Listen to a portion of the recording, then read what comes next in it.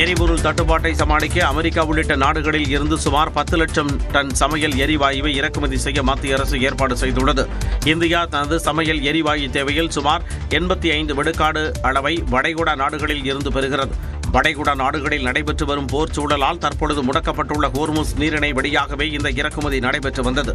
இந்நிலையில் வளைகுடா நாடுகளில் இருந்து வரவேண்டிய சமையல் எரிவாயு தாமதம் காரணமாக சுமார் 20 லட்சம் டன் எரிவாயு விநியோக இடைவெளி ஏற்பட்டதாக மதிப்பிடப்பட்டுள்ளது.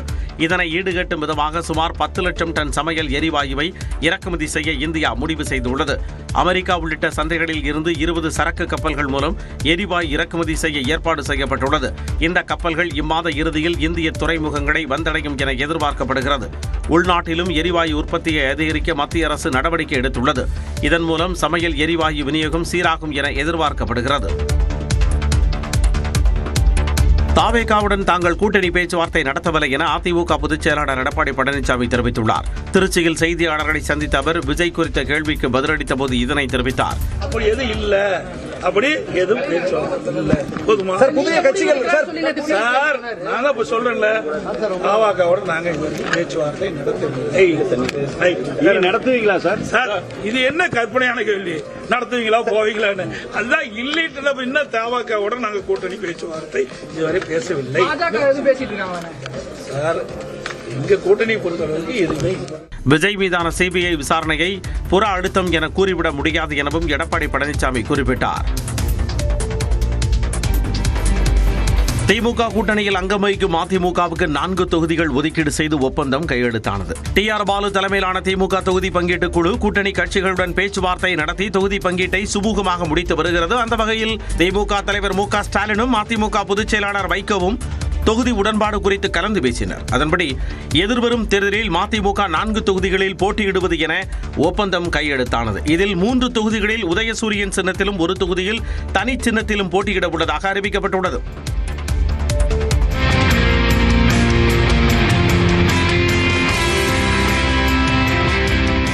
தொடர்ந்து செய்தியாளர்களை சந்தித்த வைகோ கடந்த தேர்தலை விட 2 தொகுதிகள் குறைக்கப்பட்டது குறித்த கேள்விகளுக்கு பதிலளித்தார். மகிழ்ச்சியோடு தெரிவிக்கிறதுல எல்லாம் அடங்கி போச்சு. ஒரு இடத்துல மட்டும் உள்ள கட்சியினுடைய பதிவை பாதுகாத்துக் கொள்வதற்காக கட்சி தனி சின்னத்தில் போட்டியிடும் 1 தொகுதி. திமுக கூட்டணியில் இதுவரை காங்கிரசுக்கு 28 தொகுதிகள், மதிமுகவுக்கு 4 தொகுதிகள், மாமக, IUML ஆகிய கட்சிகளுக்கு தலா 2 தொகுதிகள் ஒதுக்கீடு செய்யப்பட்டுள்ளன. பெட்ரோல் டீசல் தட்டுப்பாடு அச்சத்தால் திருவண்ணாமலையில் நள்ளிரவில் பெட்ரோல் விற்பனை மையங்களில் கேன்களுடன் வாகன ஓட்டிகள் குவிந்த காட்சிகள் தான் இவை. வளைகுடா நாடுகளில் போர் சூழல் காரணமாக பெட்ரோல் டீசல் விலை உயரும் என்று திருவண்ணாமலை சுற்றுவட்டாரத்தில் வதந்தி பரவியதாக கூறப்படுகிறது. இதைத் தொடர்ந்து குடிநீர் கேன், தண்ணீர் குடம் என கையில் கிடைத்தவற்றுடன் பெட்ரோல் விற்பனை மையங்களுக்கு திரண்டு வந்த வாகன ஓட்டிகள் நீண்ட வரிசையில் காத்திருந்து பெட்ரோல் டீசலை நிரப்பிச் சென்றனர். இதேபோன்று அரியலூர் மாவட்டம் பழூரில் நள்ளிரவில் கேன்களுடன் பெட்ரோல் விற்பனை மையங்களுக்கு மக்கள் படையெடுத்துச் சென்றனர். காசு இருக்கிறவங்க 20 லிட்டர்ல 2-3 கேன் வாங்கி போறாங்க சார். நம்ம கிட்ட அந்த வசதி இல்ல. அரசாங்கம் இதுக்கு ஒரு அறிவிப்பு கொடுக்கணும். இது உண்மையா இல்ல பொய்யா? 300 ரூபாய் விற்கிறாருன்னு சொல்றாங்க. அது உண்மையானு தெரியல. நீங்க என்ன ஒன்று கொடுக்கணும், தீர்வு கொடுத்தாதான் நாங்க பயம் இல்லாம இருப்போம். இன்று முதல் 3 நாட்களுக்கு பெட்ரோல் விநியோகம் இருக்காது என்று பரவிய வதந்தி காரணமாக மயிலாடுதுறையில் உள்ள பெட்ரோல் விற்பனை மையங்களில் ஏராளமானோர் குவிந்ததால் கடும் நெரிசல் ஏற்பட்டது. விழுப்புரத்தில் வாகனங்களின் டேங்குகள் மட்டுமின்றி கேன் உள்ளிட்டவற்றிலும் பெட்ரோலை வாங்கி சென்றனர். இதனால் பல்வேறு இடங்களிலும் போக்குவரத்து பாதிக்கப்பட்டது. புதுச்சேரியிலும் பெட்ரோல் தட்டுப்பாடு என வதந்தி பரவிய நிலையில் வில்லியனூர், அரும்பாத்தபுரம் உள்ளிட்ட பகுதிகளில் உள்ள பெட்ரோல் விற்பனை மையங்களில் பெட்ரோல் வாங்க மக்கள் முண்டியடித்தனர். வணிக சிலிண்டர் தட்டுப்பாடு காரணமாக உணவகங்கள் மூடப்படும் சூழல் உருவாகியுள்ளதால் உணவகங்கள் கேஸ் அடுப்புக்கு மாற்றாக விறகு அடுப்புக்கு மாறி வருகின்றன. சென்னை நுங்கம்பாக்கத்தில் உள்ள உணவகத்தில் சமையலறையின் கட்டமைப்பை விறகு அடுப்பு பயன்படுத்த ஏதுவாக மாற்றம் செய்யப்பட்டு வருகிறது. நம்ம கிட்ட போதுமான சிலிண்டர் கிடையாது. ஸோ இப்போதைக்கு இருக்கிறத வச்சு அட்ஜஸ்ட் பண்றோம். மீதி இண்டக்ஷன் ஸ்டவ் வாங்கியிருக்கோம். பிளஸ் இந்த விறகு அடுப்பு இந்த மாதிரி பிளான் பண்ணியிருக்காங்க. நாமக்கல்லில் உள்ள உணவகங்கள் விறகு அடுப்புக்கு மாறி வரும் சூழலில் விறகின் விலையும் அதிகமாக இருப்பதாக உரிமையாளர்கள் வேதனை தெரிவித்துள்ளனர். 120 ரூபாய்க்கு விற்கப்பட்ட 1 குண்டு விறகு தற்போது 180 ரூபாய் வரை விற்கப்படுவதாக கூறுகின்றனர். சிலிண்டர் கிடைக்க மாட்டேங்குது, அதனால வேற வாங்கிட்டான். சிலிண்டர் தான் தட்டுப்பாடா இருக்கு. எல்லா பக்கமும் பயமா இருக்கு. இன்னும் விலை இன்னும் நிறைய ஏற மாட்டுங்க. பல ஆண்டுகளாக கேஸ் அடுப்பு பயன்படுத்தி வரும் நிலையில் திடீரென விறகு அடுப்புக்கு மாறுவதில் பல சிரமங்கள் இருப்பதாக பெரம்பலூர் உணவக உரிமையாளர்கள் கவலை தெரிவித்துள்ளனர். கூண்டு கட்டணும், போகணும், வரணும். இந்த சிலிண்டர் யூஸ் பண்ணிட்டு இருக்கிறதுனால நாங்கள் இதே பிடிச்சிட்டோம். சிலிண்டர் பிரச்சனைக்கு விரைந்து தீர்வு காண வேண்டும் என்றும் உணவக உரிமையாளர்கள் கோரிக்கை விடுத்துள்ளனர். திருச்சியில் நடைபெற்ற தேசிய ஜனநாயக கூட்டணி பொதுக்கூட்டத்தில் பிரதமர் நரேந்திர மோடி கலந்து கொண்டு உரையாற்றினார். I pray to Vinayakra, Malaikottai and Samayapuram Mari Amman to bless us all. NDA பொதுக்கூட்டத்தில் பங்கேற்ற பிரதமர் மோடி மலைக்கோட்டை பிள்ளையார், சமயபுரம் மாரியம்மன் மற்றும் அரங்கநாதரை வணங்கி உரையை தொடங்கிய காட்சிதான் இது. சட்டப்பேரவை தேர்தல் நெருங்கும் சூழலில் மதுராந்தகம் மதுரையை தொடர்ந்து தேசிய ஜனநாயக கூட்டணியின் 3வது பரப்புரை பொதுக்கூட்டம் திருச்சி பஞ்சப்பூரில் நடைபெற்றது. இதில் பங்கேற்ற பிரதமர் மோடிக்கு EPS, அன்புமணி, தினகரன், GK வாசன் உள்ளிட்ட கூட்டணி கட்சி தலைவர்கள் ரங்கநாதர் படத்தை பரிசளித்தனர். ஸ்ரீரங்கம் ரங்கநாத பெருமாளுடைய ஆசீர்வாதத்தையும் பொன்னாடையையும் நம்முடைய பிரதமர் நரேந்திர மோடி அவர்களுக்கு அணிவிப்பார்கள். பாரத் மாதா கி. மேடையில் பேசிய பிரதமர் மோடி ஒரு குடும்பத்திற்கு மட்டுமல்ல அனைத்து குடும்பத்திற்கும் உழைக்கும் அரசை மக்கள் விரும்புவதாக கூறினார். The whole state has made up its mind to throw out DMK from the government and they know that only NDA can bring that change of Tamil Nadu. முன்னதாக கார்கில் போரில் வீரமரணம் அடைந்த மேஜர் சரவணனையும் பிரதமர் மோடி நினைவு கூர்ந்தார். சிலிண்டர் தட்டுப்பாடு தொடர்பான வதந்திகளை நம்ப வேண்டாம் என பொதுமக்களுக்கு பிரதமர் நரேந்திர மோடி வேண்டுகோள் விடுத்துள்ளார். NDA பொதுக்கூட்ட மேடையில் உரையாற்றிய பிரதமர் கொரோனா காலத்தை போல நெருக்கடிகளிலிருந்து மீண்டு வருவோம் என்றார். It has affected the whole world's energy supply chain. There is no need to panic or pay attention to rumors.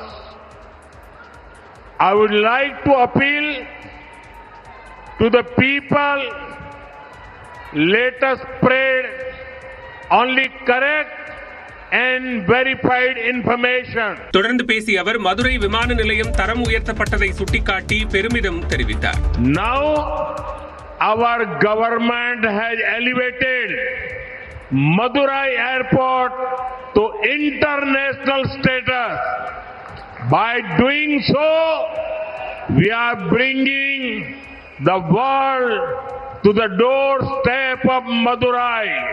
மதுரையில் காலையில் பறிக்கப்படும் மல்லிகை பூவை மாலையில் பாரிஸ், பிரிட்டனில் விற்பனை செய்ய முடியும் என்றும் பிரதமர் மோடி கூறினார்.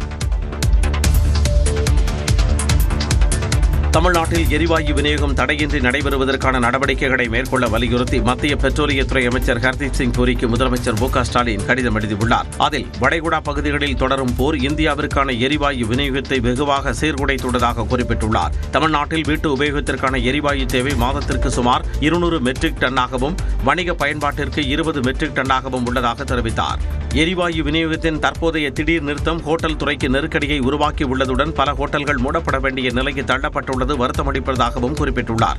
தமிழ்நாட்டில் வீடுகள், கடைகள் உள்ளிட்டவற்றுக்கு தடையற்ற எரிவாயு விநியோகம் செய்வதை உறுதி செய்ய உரிய நடவடிக்கை எடுக்க வேண்டும் என வலியுறுத்தியுள்ளார்.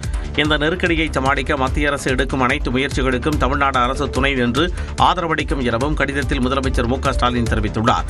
இந்நிலையில் இக்கடிதத்தை திமுக நாடாளுமன்ற குழு தலைவர் கனிமொழி உள்ளிட்ட திமுக எம்பிக்கள் மத்திய பெட்ரோலியத்துறை அமைச்சர் ஹர்தீப் சிங் பூரியிடம் நேரில் வழங்கினர். வெளிநாடுகளிலிருந்து எரிபொருளை இறக்குமதி செய்ய மத்திய அரசு முடிவு செய்துள்ளது. எரிபொருள் தட்டுப்பாட்டை சமாளிக்க அமெரிக்கா உள்ளிட்ட நாடுகளில் இருந்து சுமார் 10 லட்சம் டன் சமையல் எரிவாயுவை இறக்குமதி செய்ய மத்திய அரசு ஏற்பாடு செய்துள்ளது. இந்தியா தனது சமையல் எரிவாயு தேவையில் சுமார் 85 விழுக்காடு அளவை வளைகுடா நாடுகளில் இருந்து பெறுகிறது.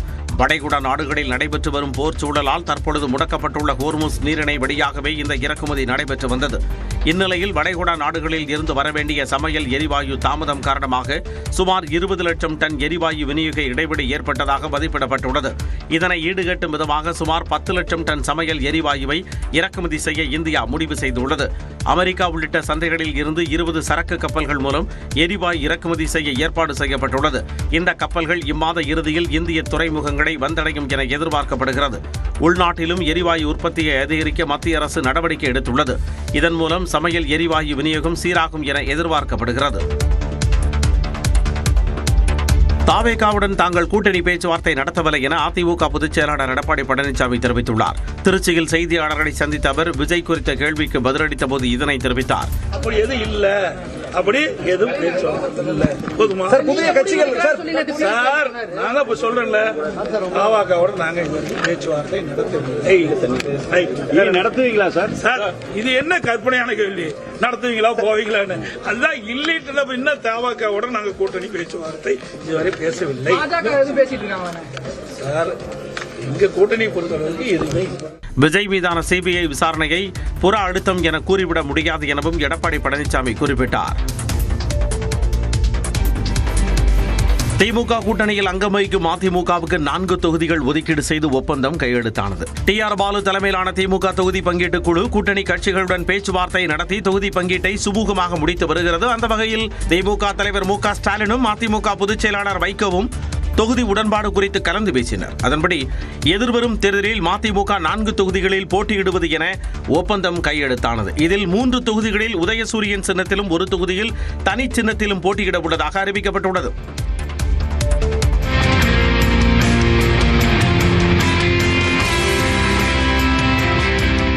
தொடர்ந்து செய்தியாளர்களை சந்தித்த வைகோ கடந்த தேர்தலை விட 2 தொகுதிகள் குறைக்கப்பட்டது குறித்த கேள்விகளுக்கு பதிலளித்தார். மகிழ்ச்சியோடு தெரிவிக்கிறதுல எல்லாம் அடங்கி போச்சு. ஒரு இடத்துல மட்டும் உள்ள கட்சியினுடைய பதிவை பாதுகாத்துக் கொள்வதற்காக கட்சி தனி சின்னத்தில் போட்டியிடும் 1 தொகுதி. திமுக கூட்டணியில் இதுவரை காங்கிரசுக்கு 28 தொகுதிகள், மதிமுகவுக்கு 4 தொகுதிகள், மாமக, IUML ஆகிய கட்சிகளுக்கு தலா 2 தொகுதிகள் ஒதுக்கீடு செய்யப்பட்டுள்ளன.